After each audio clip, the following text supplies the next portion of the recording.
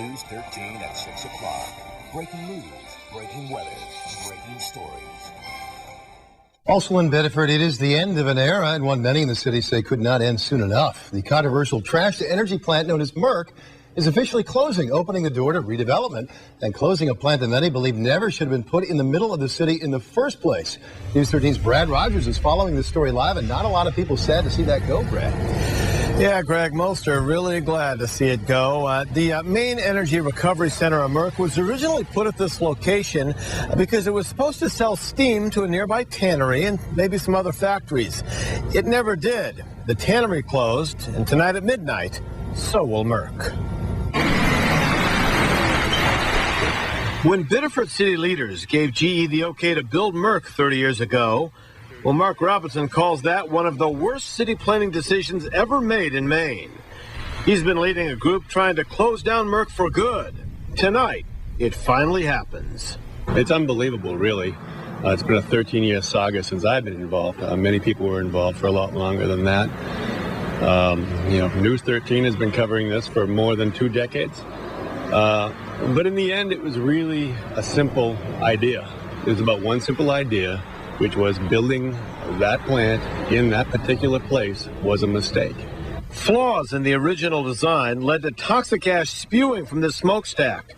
GE eventually sold the plant to Casella.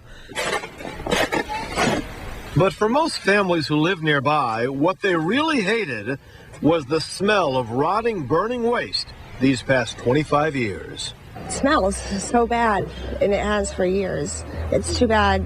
I mean, everybody's losing their jobs. I can't imagine anybody who wants to see people out of work, regardless of smell or not.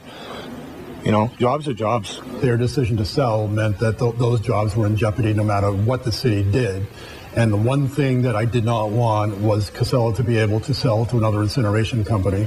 And so for me, in terms of the city as a whole, it was something that we had to do. Biddeford Mayor Alan Cassavant says in the end, Casella decided to sell the plant and will eventually dismantle it. All of it except for the smokestack.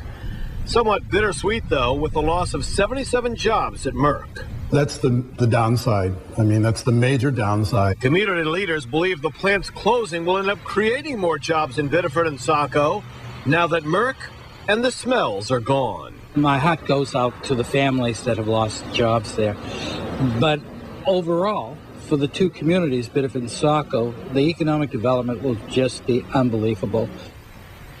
Well, the city of Biddeford paid $6.5 million for these 8.5 acres that backs up to the Saco River.